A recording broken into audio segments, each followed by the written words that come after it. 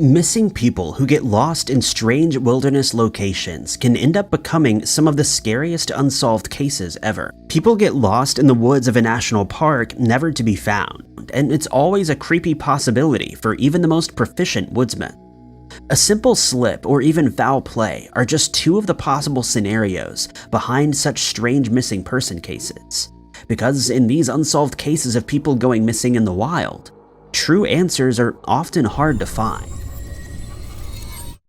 Michael Madden was 20 when he mysteriously disappeared into the wilderness in an extremely strange missing person case that no one has been able to figure out in the years since.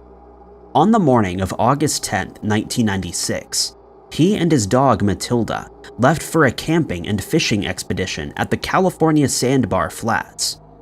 An experienced outdoorsman with hopes of becoming a national park ranger, Michael knew the dangers of going into the wilderness alone and potentially getting lost, so he left his mother a note explaining his general whereabouts. His friends were to join him at the forest camp later, but at 2 a.m. on August 12th, Michael's friends found his campsite empty. Michael had recently vanished without a trace. All of the camping equipment had been set up, and there was a newly made campfire burning. As they waited, a man named Joseph Tyne scared them from within the darkness of the woods. He asked if they were waiting for Mikey, which was the wrong name for Mike, and made them suspicious. He also reportedly handled a .45 that creeped them out a lot.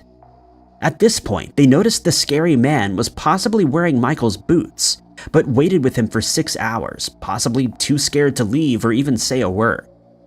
A search for Michael in the surrounding area turned up no clues. Michael was then reported as a missing person. 4 days after Michael vanished without a trace, Matilda the dog returned in good condition. She couldn't lead investigators back to Michael, and no trace of the missing person was ever found in the national park. Months after Michael vanished, Pine was given a polygraph test. The results of the test were never made public.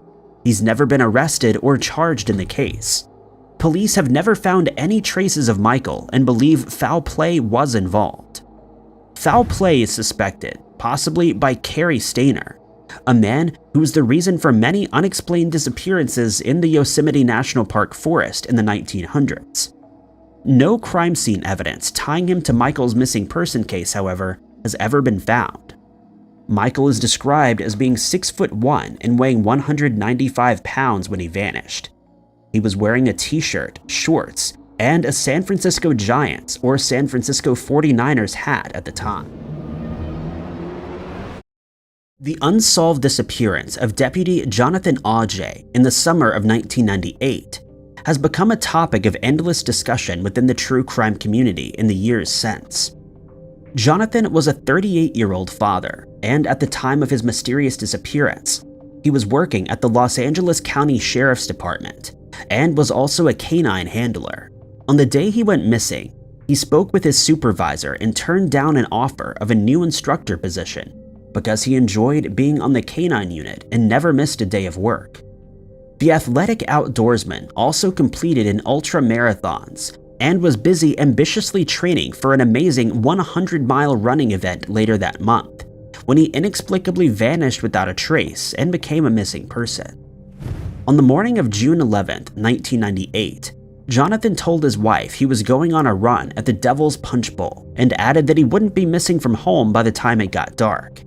The Devil's Punch Bowl is a gorge in the Angeles National Forest, north of the San Gabriel Mountains. It was a national park he had hiked countless times before during his endurance runs. Just before midday, he arrived, locked his car, and began his training through the woods, heading towards Mount Baden-Powell and getting lost in the forest somewhere along the way. Along the way, multiple hikers spotted Jonathan at the national park before he went missing, including a teacher and a group of school children who he politely talked to. Another possible sighting came from a witness who spotted a man matching the missing person's description heading towards the parking lot at about 6 p.m. When investigators began looking into Jonathan's strange disappearance at 11 p.m., search and rescue teams were confident that Jonathan would be found missing in the woods before nightfall, but that never happened. Despite a number of extensive searches since, no evidence to explain Jonathan's case was ever found. Over the years, there have been many theories about what happened to him. Some believe he took his own life. Jonathan told his wife just before he left, "Have a nice life," and asked her to tell their daughter that he loved her. No weapon has been officially recovered, though one investigator reported seeing one in his vehicle. Another theory suggests that he disappeared to start a new life. Jonathan was in the process of divorcing his wife and had started dating another woman. He'd once spoken about moving to Alaska, which is where his sister believes he left to start a new life. Finally, there are theories that foul play was involved before Jonathan could report on the department for their corrupt behavior. Another police officer was fired for looking into the case and was later awarded more than $4 million after taking the force to court for an unfair dismissal. Jason Knapp, a mechanical engineering student at South Carolina's Clemson University, mysteriously disappeared under very strange circumstances at Easter more than 20 years ago. The last time Jason was seen was April 11, 1998, Easter Sunday. He spent the day watching films with his roommates until around 10:30 p.m., when he left the dorm apartments and was never seen again. Everyone assumed he'd gone to see a friend in Pittsburgh, as he sometimes was known to do. But when he was absent from ROTC classes, his friends became concerned. When his roommates learned Jason's family hadn't heard from him either, he was reported as a missing person on April 17th. Decades later, his case remains unsolved by police. 4 days after he went missing, Jason's white Chevy Bonetta was found parked at the lake at Table Rock State Park. A park ranger had kept an eye on it for a number of days, but thought it probably belonged to a hiker on a camping trip, so he wasn't concerned. No one knew why Jason would drive out to this strange wilderness location, 30 miles from his home, and mysteriously disappear. But 3 items caught the attention of crime scene investigators. The first was his radio left in the car. Jason would normally take the radio with him, especially if he was leaving the car in a public place. The next 2 items were a receipt from a Wendy's restaurant and a park pass. The receipt showed these were bought 2 days after Jason was last seen. More importantly, both documents had the missing person's fingerprints on them to confirm a general timeline of his final whereabouts. A search of the wilderness turned up no sign that Jason had been on the nature trail. What happened to Jason remains a mystery. There was a lot of money in Jason's bank account when he left. He took his bank cards with him and withdrew $20 the day he vanished, but his accounts haven't been touched since. Police believe that Jason didn't intend to take his own life, as he left a weapon with ammunition at home. However, it's possible something happened when he was out that changed his mind. The case officially remains an unsolved missing person case, but whether he mysteriously disappeared by accident or by his own accord, Jason's family sadly believe the missing person is never going to be found alive in the woods. It was May 24th, 2014, when anybody realized Sharon was a missing person lost in the woods somewhere on Mount Roberts in Alaska. Her hiking partner, Ann Johnson, had arrived at the Hawthorne Peak Trail at 9 a.m., where they'd scheduled to meet. When Sharon didn't show, Ann tried not to worry, but unexpectedly left a wedding reception early to find her friend. That evening, while driving up different national park trails, she found Sharon's car at the Mount Roberts trailhead. Sharon was missing from the vehicle. In the car was a receipt for the Alaska Marine Lines dated to the morning of May 23rd, which matched stories from hikers who claimed to have various sightings of Sharon at the main lines in the morning of her disappearance. She was wearing bright clothing and looked ready for a hike. Sharon had multiple tools to help her stay safe while hiking, including a GPS tracker that was found at her home.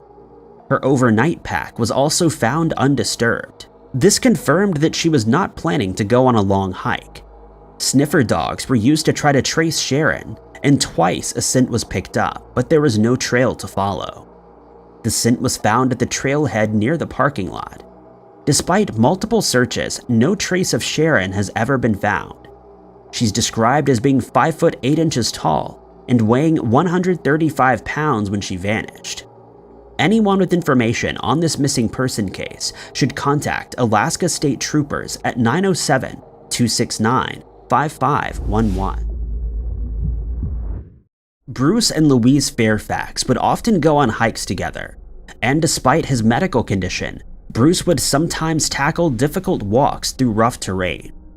Together, the husband and wife, along with their dog Tessa, were on a nature trail in Australia, which led to Duck Hole Lake. They were due to arrive at Creekton Falls on October 15th, but Bruce would mysteriously go missing before people could do anything to help. Louise would often walk ahead of Bruce, who was happy to go at his own slower pace. Normally, they would agree on a meeting spot, as was the plan on the morning of October 14th. Louise remembered looking back when she was about 150 meters ahead of Bruce. He was eating an apple and smiled back when she waved. This last sighting of the missing person would be the final moments in her mind. When Bruce wasn't at their meeting point at 1 p.m., Louise called for help. She then began to search the trail they had walked on. Search and rescue teams soon joined the hunt for the missing person. Bruce was of sound mind, but it was possible he might have gotten disoriented on his walk and gotten lost on the nature trail. Despite a helicopter search and a multi-day land search, no trace of Bruce was ever found. Their dog Tessa was found days later after getting lost in the wilderness with Bruce, but was found from the woods and returned to Louise. At one point during the search, an apple core and a banana peel were found and DNA tested, but it doesn't seem that they were any help in finding Bruce after he disappeared into the wild alone. After about a week, the search was called off. Police believed Bruce would not have been able to survive that long, and his family agreed he was sadly unlikely to be alive. Bruce is still classified as a long-term missing person case, and the mystery of his national park disappearance remains unsolved. This is the strange and mysterious disappearance of Alexander Alex Michael Kruk, 34-year-old resident of Milwaukee, Wisconsin. In July of 2020, he had gotten work as a welder while staying with a friend's mother in Finn Place, one of the most dangerous neighborhoods in the United States. According to his friends, Alex was happy about recently meeting a woman online, a mystery woman who he wanted to visit in Texas and then travel to Mexico with. He even posted a strange social media post on his Facebook page in May of 2020 about plans to eventually move there. In the summer of 2020, Alex, who did not have a vehicle, told people that he'd been given a bus ticket that would take him on the more than 1,000-mile trip from Wisconsin to Texas. He did not give a date for his trip, and when he became a missing person, it's unknown whether or not he reached his destination first, or if he actually boarded the southbound bus at all before vanishing without a trace. Alex's family last heard from him on or around July 20th of 2020. Although his mother and siblings live in a different state, Alex was known to regularly check in, and it was highly unusual when he stopped answering their calls. His mother believes that he would not have cut off contact by choice, and she worries that he fell prey to some kind of online dating horror story.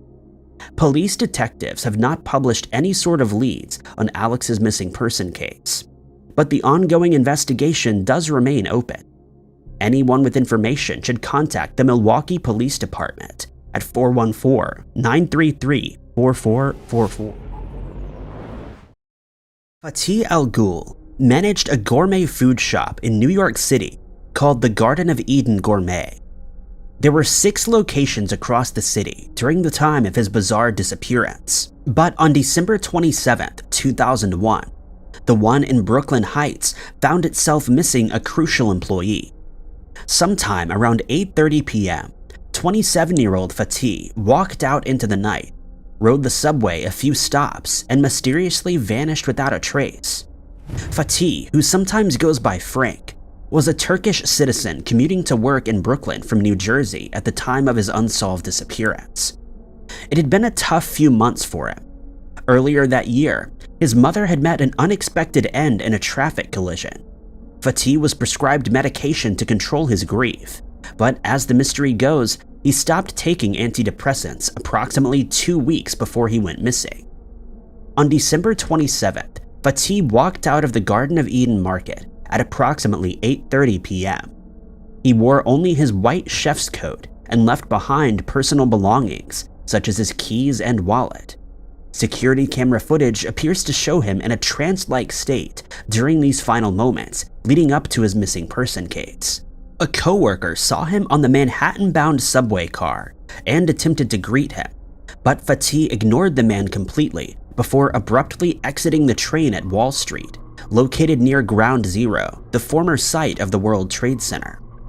Fati's family is concerned that as a bearded Muslim man in lower Manhattan with no ID and no wallet, he could have attracted suspicion from law enforcement, who were on high alert after the events of September 11th.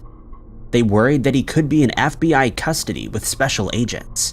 However, the FBI denied picking him up. Fati's family hired private investigators and posted more than 10,000 missing person flyers across New York City and New Jersey to try and get his unsolved case solved. They also offered a $50,000 reward for information about his unknown whereabouts. Despite this, little information has been published about Fati since 2002, when an FBI agent told the family they did not have jurisdiction to intervene. On a late spring afternoon in May of 1984, Ruth Annette Johnson Barber climbed unsteadily out of the backseat of a cab and walked along the road towards a nearby beach. She was never seen again. 40 years later, the mysterious circumstances of her unsolved disappearance continue to haunt her loved ones to this day. Ruth was just 35 when she seemingly walked off the face of the earth. She left behind one daughter. Little information about Ruth, her family, or her life is available online. Shortly before she went missing, she'd been living in or staying in California with an unidentified male companion who was reportedly wanted by the FBI. In early 1984, Ruth and her fugitive friend decided to travel to Mississippi for her daughter's birthday. Reports indicate that Ruth was planning on spending more time with her daughter. She had recently gotten a job at a lounge called Bobby McGee's Club in Gulfport, Mississippi. On the day she went missing, Ruth was not sober. Around 1:30 p.m., she and female coworkers stumbled out of Bobby McGee's and took a cab to a Holiday Inn on Highway 90. Ruth's coworker got out and headed towards the hotel. Ruth had passed out in the back seat. When the cab driver was able to wake her, she said to him, "Where am I? I want to be with my baby." Then she got up, left the cab, and walked towards the beach. When the driver later found Ruth's missing purse in his back seat, he returned to the Holiday Inn. He was able to find Ruth's coworker, but Ruth herself was strangely missing. The coworker told the driver to give the purse to police, so he did. Ruth never found her way back to the hotel, and somehow went missing during those late-night hours. Though her strange case remains unsolved, Ruth's daughter, Sabrina, still believes her missing mother can be found decades later. In April of 1977, Dora Ruth Smith walked out of her Florence, Alabama home in the middle of the night. Dressed in only a nightgown, the 47-year-old new grandmother left her dentures, purse, house key, and all her clothes behind. Dora was married, and her husband Wilbur told her children that her mother went missing in the middle of the night after getting into a lime green Ford LTD. After that, he didn't want to discuss the mysterious disappearance of Dora any further. Neither Wilbur nor the rest of Dora's family would ever see her again. 3 days after she vanished, Dora's adult son reported her missing to police investigators, who did not uncover any leads. Her son believed that his mother would not have chosen to vanish voluntarily, especially just 3 months after the birth of her first grandchild. Neighbors also thought that Dora's absence was an unusual story that they had trouble believing. The case went unsolved for decades until 2003, when there was an unusual break in the missing person case. When Wilbur passed away in 1995, the home he and Dora had lived in was sold. In 2003, the new residents made an unexpected discovery pressed behind the wallpaper at the top of the closet. Tucked between 2 pieces of wood was an envelope which enclosed $200 and a letter. According to the home's residents, the letter said in part, "They're trying to take my food away and kill me. Please help me." Dora's son and granddaughter believed that she had written the mysterious letter and hidden it in the closet. The startling discovery prompted further police investigation of Dora's potentially criminal case.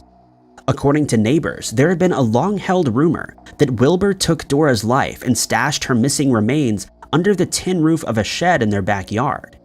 In 2003, cadaver rescue dogs alerted in the area of the shed, prompting police to enter the property with a search warrant. However, officers hit concrete or hard rocks several feet down and had to stop the dig. No remains were ever uncovered. Since 2003, there have been few updates made available in Dora's case. Per an article published in the Times Daily in 2003, Florence, Alabama Police Lieutenant Randy England said the case is still considered open with no statute of limitations. Courtney Holden was last seen in Washington during the summer of 2013. The young mother was just 26 years old and lived with her son as well as her adoptive mother and adoptive brother, who are the prime suspects in her strange and unsolved disappearance. Courtney was born in 1992 and entered the foster care system as a young child. She was placed in the home of Judy Holden, and not long after she was formally adopted. Judy's biological son, Joshua, who had a criminal record that included unlawful imprisonment, domestic disputes, and burglary, became physical with Courtney. It's unclear why Courtney and her young son remained in the Holden household. However, some have speculated that Joshua kept her isolated and dependent. The Holden residence had numerous security cameras stationed outside, meaning Courtney could not leave the house unwatched. She did not own a cell phone or a car, and when Joshua found out that she had a Facebook account, he put an end to her social media posts. Courtney once told a neighbor she was afraid to leave the house without Joshua's permission. Another neighbor noticed that she was constantly covered in marks and confessed that Joshua regularly laid hands on her. Her young son called Joshua Daddy and Judy Mom. Meanwhile, Joshua and Judy were both known to call Courtney Cindy, short for Cinderella, because of all the household chores she performed. It's unclear if anyone took any actions to help Courtney at this time, such as contacting authorities. In July of 2008, Courtney was seen carrying a large duffel bag out the front door of her house. Joshua came out of the house, forcibly picked up Courtney, and carried her inside. That was the last time neighbors would see the woman before she went missing. Her strange disappearance was not reported to investigators until October of 2019. Over a year later, when the father of Courtney's son asked the police to perform a welfare check. By then, he had not seen Courtney in 2 years. Joshua and Judy were unwilling to cooperate with the mysterious disappearance of Courtney. She had reportedly told neighbors a number of unusual stories about Courtney's whereabouts, including that she was traveling with a boyfriend who was a long-haul trucker. Later that same day, a woman claiming to be Courtney called police and told them she was fine. However, the caller turned out to be Courtney's adoptive sister, who would later admit to making this mysterious phone call. On October 24th, 2019, police came to the Holden's residence to execute a criminal search warrant, only to discover Joshua and Judy had moved away. Police performed a search of the property with cadaver dogs, but no missing remains were ever found. Approximately 2 months later, Joshua and Judy were apprehended living with a relative in Texas. They had taken Courtney's missing son with them.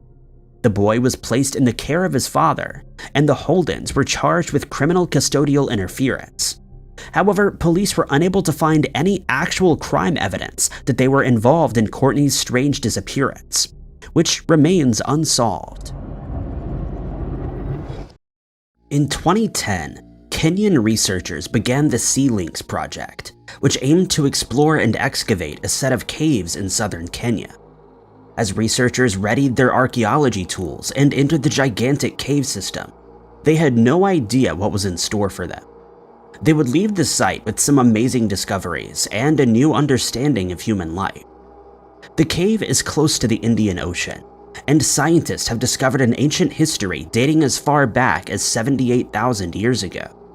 The artifacts found here are as recent as 400 years ago and tell us a lot about ancient civilizations and how the first humans came to be. Scientists discovered that those who had called the cave home had figured out how to use the land and sea to their advantage. Researchers also found primitive Stone Age tools buried deep within the caves, and even more tools of a higher caliber. This ancient untouched cave system held a deep history and showed our transition from stone tools to more advanced tools made from quartz and limestone. It wasn't just tools and paintings that researchers found though, and while digging, human remains were found as well. These remains displayed how early humans first conducted burials and how their traditions and methods shaped ours. In fact, remains found in the caves have been dubbed the oldest human remains in Africa. According to reports, the remains were found in a shallow grave and were too brittle to handle. Archaeologists took a plaster casting of the remains and sent the discovery to the lab for testing. The burial seems to have been intentional. Scientists found that the bodies were put into the ground very quickly and deliberately after their passing. Even more amazing was the discovery of an ancient pillow that may have been placed under their head, suggesting an advanced sense of empathy and forethought. These bizarre discoveries are allowing scientists to dig deeper into the evolution and psychology of our species. Throughout history, humankind seems to have always had a burial ritual that some anthropologists believe to be instinctual. Richard III ruled over England for just 2 years between 1483 and 1485. And despite his short reign, he's been regarded as one of the cruelest English kings in history. He's responsible for some of the darkest moments in history, but prior to that, Richard served in many aristocratic roles and was revered throughout the country. By the time of his passing, Richard was just 32 years old, but his dark legacy would live on for all of history. Centuries later, archaeologists would make a shocking discovery in 2012 that would change the course of world history forever. August 22nd, 1485 was a turning point for England. Many were glad that Richard III was no more. He was buried without proper religious ceremony, and there were no last rites and no headstone, leading to a historical mystery over the years that was waiting to be solved. Where exactly was the king's final resting place? Rumors spread, and some even suggested that he'd been unceremoniously thrown into the river. Nobody was able to locate the final resting place of Richard III until 2012, when a group of archaeologists solved one of the strangest historical mysteries once and for all. They went to the site where history records reported Richard III was most likely to be found, a former church site that had since been turned into a car park. Within the first few weeks of the dig, the archaeologist had made one of the most amazing discoveries in history.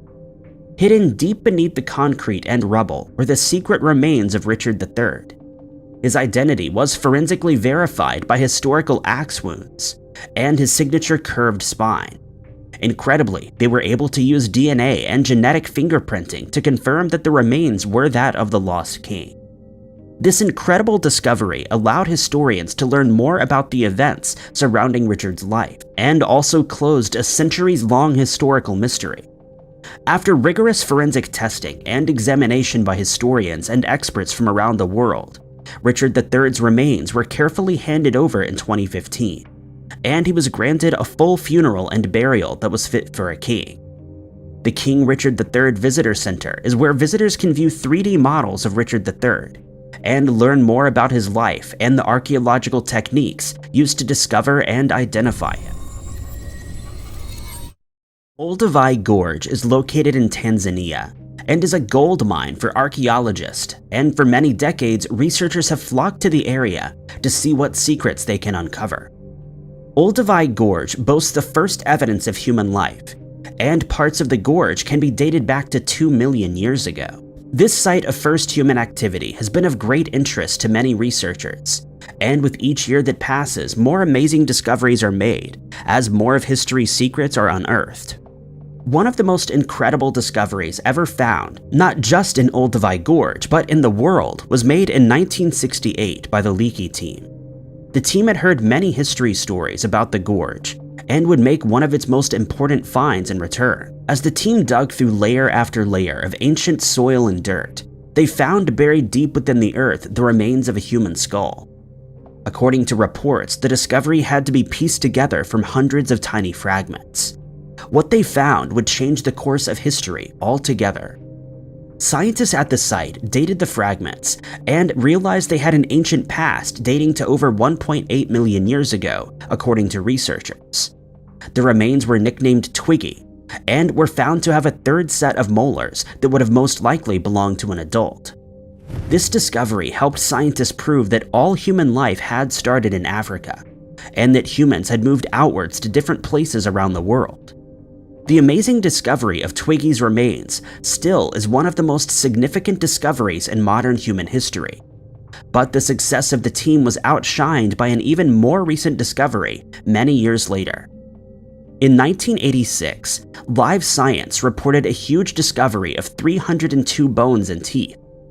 Like the previous discovery, these also dated back 1.8 million years, but they seemed to mostly belong to a single female and formed much more than a single skull. Researchers concluded that these bones belonged to an elderly evolution of humans called Homo habilis and were thought to be the ones who first used tools. This site continues to bring us more clues to solving the scientific mysteries behind human history. In 2009, Terry Herbert grabbed his metal detector and headed out into a field in Hammerwich, Staffordshire, England. As a member of the local metal detecting club, he surveyed spots for hidden buried treasure. Given England's rich history, the group hoped that they would find artifacts or even gold from kings and queens past, or perhaps even a discovery from ancient civilizations. The group had no idea that one of their members would make one of the most amazing finds in English history that was so incredible it would make him famous as well. On that warm July afternoon, after searching many fields and farmlands, Terry's metal detector buzzed like crazy. What Terry unearthed with his shovel would shock the world. Terry had unknowingly discovered the largest hoard of Anglo-Saxon gold and weaponry. Terry contacted various organizations and authorities, and within days, archaeologists arrived at the scene. The dig continued well into the week, and by the time they were finished, they'd found 5.1 kilograms of gold, 1.4 kilograms of silver, 3,500 pieces of jewelry, and hundreds of other fragments and pieces. One of the pieces of jewelry that was made from gold was found to have the following inscription reading, quote, "Rise up, O Lord, and may thy enemies be dispersed, and those who hate thee be driven from thy face." Archaeologists discovered fragments of ancient helmets, weaponry, and other tools that could have originated from the 7th century, including a helmet found to be in 1,000 pieces that was most likely owned by a king or nobleman. These historical items have been recreated and put on display in the Potteries Museum and Art Gallery in Stoke. Researchers are still trying to figure out why this hoard of gold, silver, and other items was hidden away. Some experts believe that the Anglo-Saxons had possibly buried these items to keep them safe from invaders, or that they were possibly offerings to God. The reasoning behind the burial may remain a mystery forever. However, the discovery of these items has greatly helped historians to understand how people lived, worked, and traded during the 7th century and beyond. For decades, researchers have been desperately searching for historical evidence to prove when the first humans arrived in North America.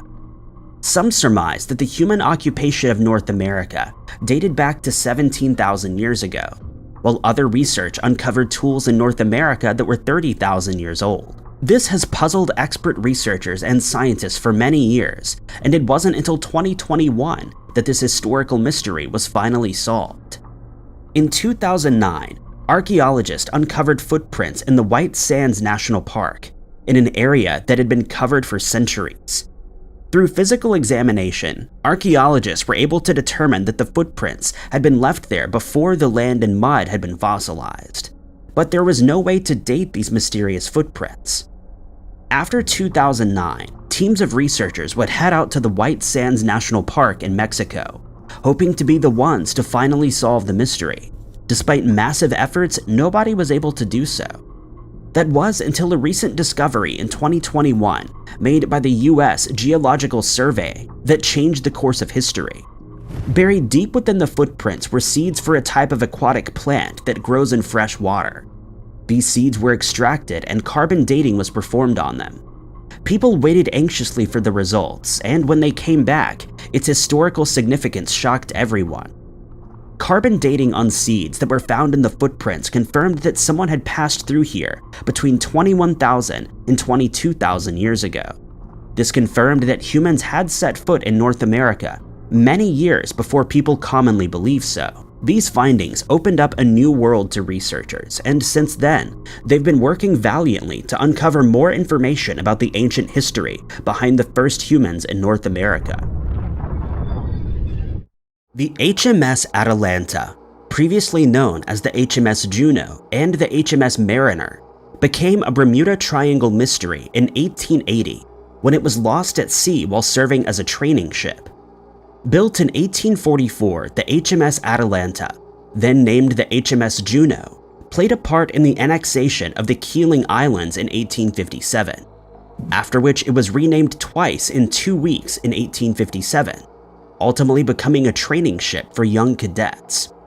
On the 31st of January, 1880, the ship left Bermuda on a training exercise, setting out to Falmouth in England, with 290 crew and officers on board.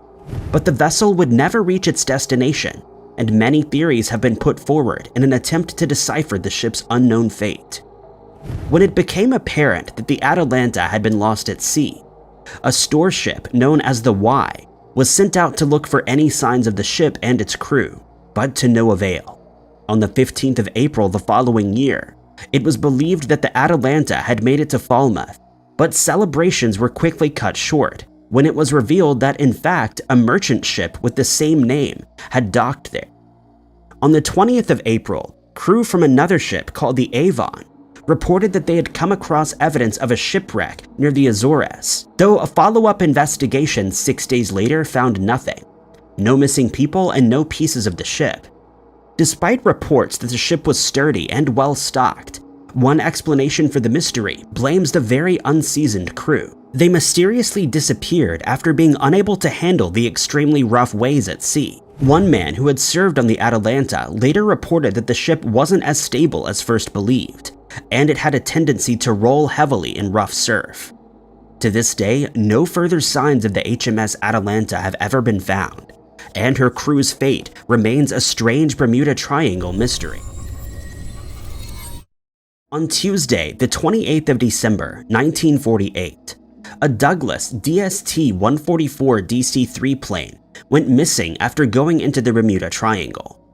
Before takeoff, the plane was known to have some electrical issues and nearly depleted batteries, but the crew of 3 was given the go-ahead for takeoff from San Juan to their destination in Miami, with 29 passengers aboard, all of whom would soon become missing people. The battery problem was not lost on the plane's pilot, Robert Lindquist, who stated that the problem would solve itself. The batteries would be recharged by the plane's generators on the way to Miami. However, having depleted batteries meant that the radio signal was too weak for outgoing transmissions to reach the tower. Lindquist decided to circle San Juan for a while until the batteries were recharged to allow proper two-way communication, and headed to Miami.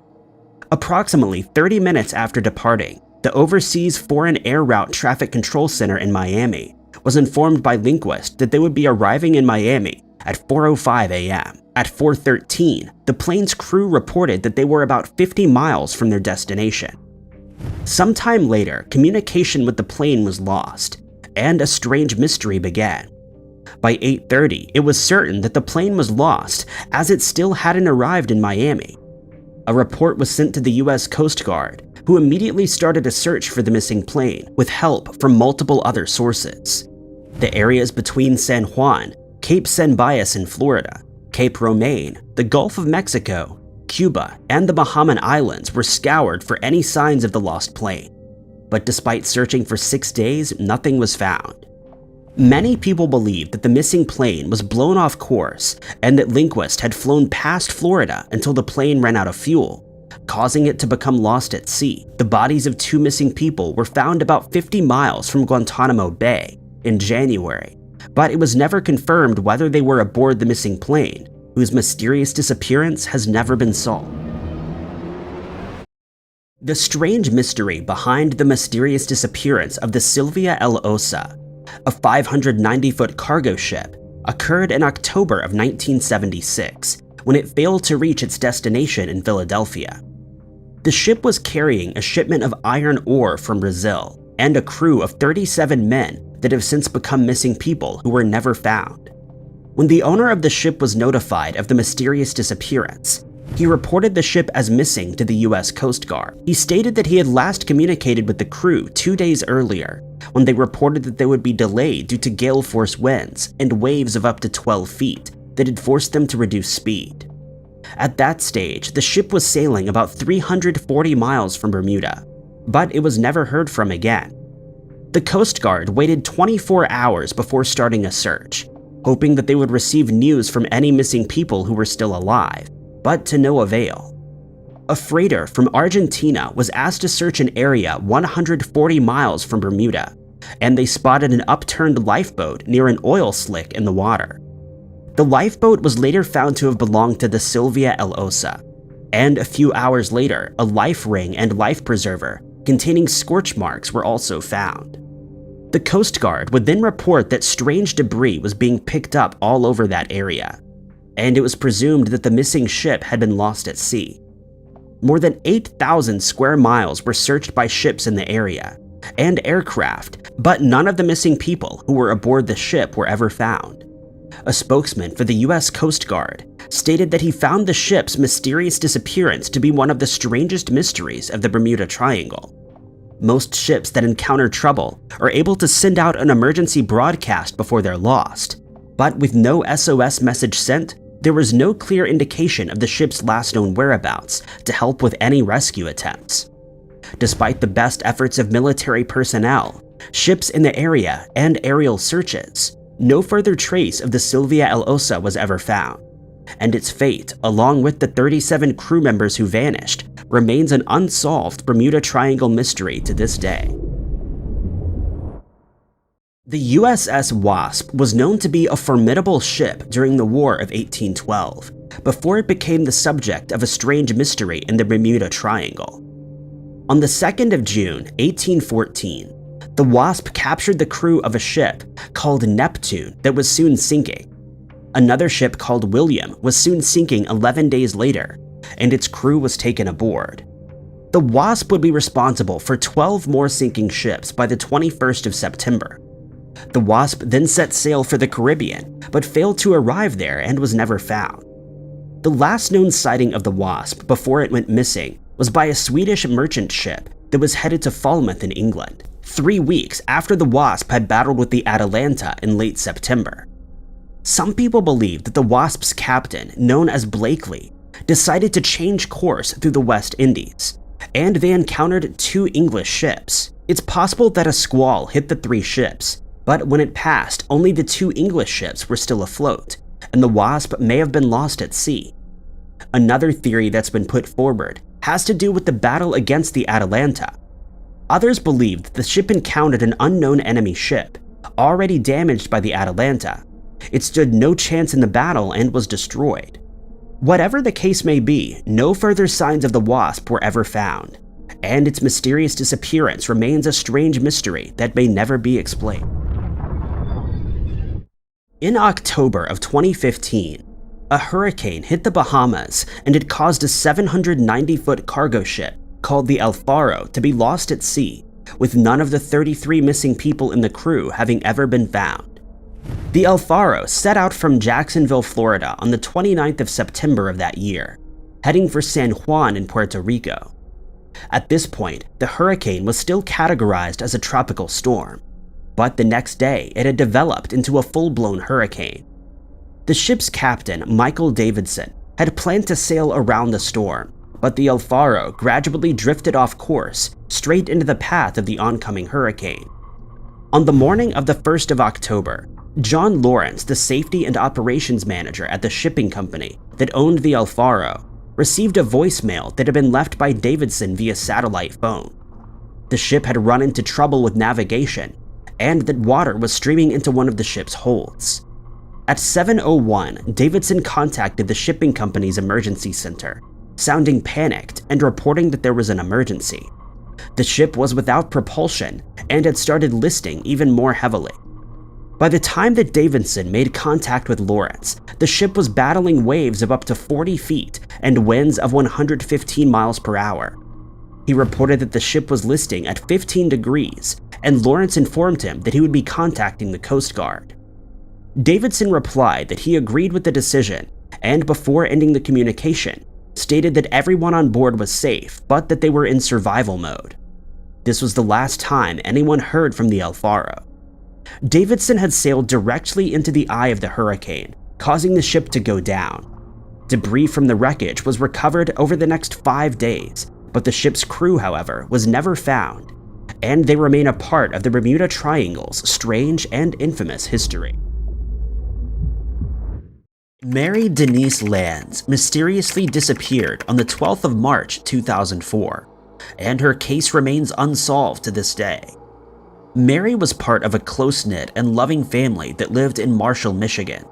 In 2004, Mary's parents decided to move to California, and they asked Mary, her fiancé Christopher Pratt, and their children to join them. But as she was about to become a grandmother, they decided to keep her family in Michigan.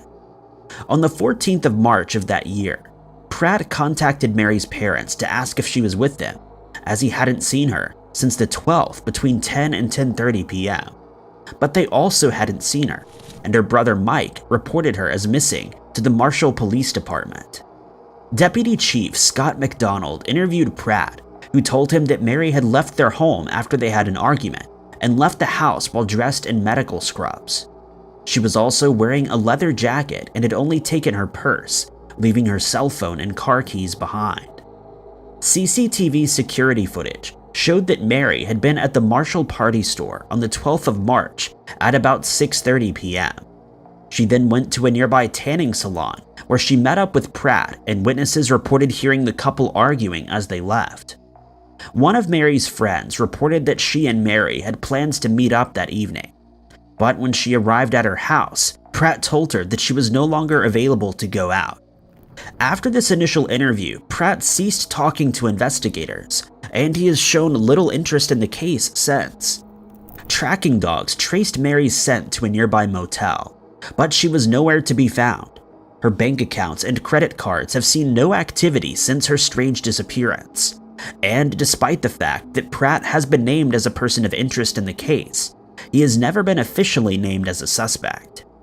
Anyone with information on Mary's case can contact the Marshall Police Department at 269-781-2596, or contact private investigator Jim Carlin at 269-274-6334, or by email at jimcarlin344@gmail.com. In August of 2002, Kath Bergman was living with a female friend, Sandy Riley, in Australia after separating from her husband, John, a few months prior. On the 18th of that month, Sandy was working late and Kath was home alone. At 7:16 p.m., a friend of Kath's, Mandy Duke, called her and they spoke for a while, saying that they should catch up soon. But that was the last time that anyone heard from Kath, and she remains missing today. Sandy reported her missing on the 19th of August, and police started investigating immediately, as it was out of character for Kath to stay out of touch. All of her personal belongings were left in the house, and strangely, her electric blanket was still on as she was in the habit of switching it on just before going to bed. One of her red Nike socks was found in the hallway, and Sandy reported that she was wearing them when she last saw her. On the 22nd of August, police found a figure-8 piece of duct tape in the backyard, and they concluded that it had been used to bind her feet, as there were red fibers present that were similar to those of the sock. Another piece of tape was found on the living room sofa, and since there was no sign of a forced entry into the house, they speculated that it wasn't a case of opportunistic abduction.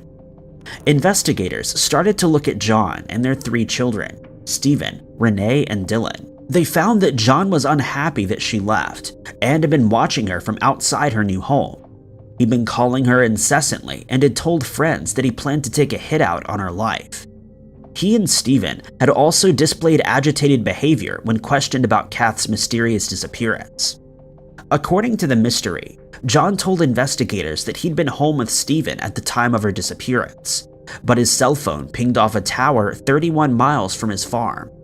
The following morning, Stephen's car was destroyed by a fire that John claimed was caused by a welding accident.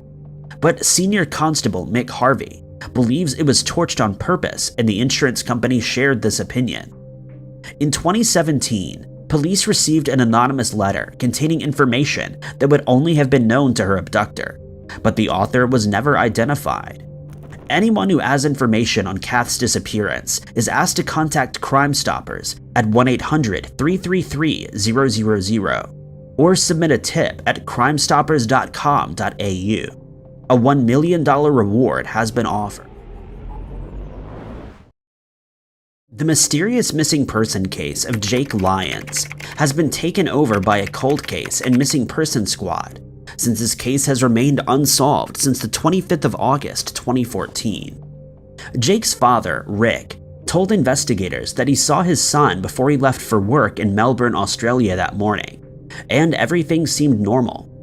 However, when he got home that afternoon at around 5 p.m., he found that the house was empty with the front door open. The gas from their stove had been turned on, but Jake was nowhere to be found. Investigators believe that he left the house at some point during the day, and he went to a supermarket on Springvale Road where he bought a soda and some snacks and withdrew $50 from an ATM. His car was found in the parking lot of the Warner Reserve 6 days later, and inexplicably, the keys were found under the car. The car was locked and there was no indication of foul play, and it's believed that he met up with someone there. Rick told investigators that Jake had dismantled his cell phone and computer on the day that he mysteriously disappeared. His bank account and social media accounts have not been accessed since he still remains missing. Searches were conducted in the Warner Reserve Park by the police and state emergency service volunteers, but they were unsuccessful in locating him. Jake is described as being 5 foot 8 inches tall, with a medium build and straight brown hair. At his last sighting, he was wearing green jeans, a blue jumper, and black running shoes. Anyone who has information on Jake's current whereabouts or any further details in the case has been urged to contact Crime Stoppers at 1-800-333-000. The missing person case involving Adam Hecht, a 24-year-old man from Beverly Hills, California, started on the 10th of January, 1989. On that day, Adam had breakfast with his brother Harold at a local restaurant where they encountered a homeless man. During their meal, Adam got up from their table and went outside to talk to the man, though he refused to tell Harold what they had discussed. As they left the restaurant, Adam spoke to the man once again, and he revealed that his name was Tony. Adam, who was known to work with homeless people, was reported to be so impressed by Tony that he invited him to move in with him. A few days later, Adam and Tony went to visit Adam's mother, Martine, and she found him to be somewhat frightening. She later stated that she found it strange when he waved his hands over his plate as if he was blessing his food. Soon, the two men started frequenting a dangerous area known as Skid Row in downtown Los Angeles, and Adam suffered burns on his hands during a strange ritual that he and Tony performed. On the 10th of June, after not hearing from Adam for several days, Harold went to his apartment, but Tony informed him that he wasn't there, and he didn't know when he would be back. A few days later, Martine went to the apartment, but she fled after Tony told her that he was her son and tried to kiss her. Adam's family reported him missing and had Tony evicted from the apartment. A month after his mysterious disappearance, Adam's car was found abandoned on a street in Beverly Hills. The presence of multiple parking tickets indicated that it had been there for some time. The keys were still in the ignition, and his jacket and wallet were also found inside. Adam's family strongly believes that Tony had something to do with his disappearance, but no evidence has been found to support this theory. A year after Adam's strange disappearance, Harold ran into Tony on the street, and he questioned him about the case. Mysteriously, Tony stated that if Harold stayed on the streets long enough, he would find the answers he was looking for. Despite the best efforts of Adam's family and investigators, no further leads have been found in the case, and his disappearance remains an unsolved mystery. If you have any information on Adam's case, you can contact the Beverly Hills Police Department at 310-285-2158, quoting case number 8904930.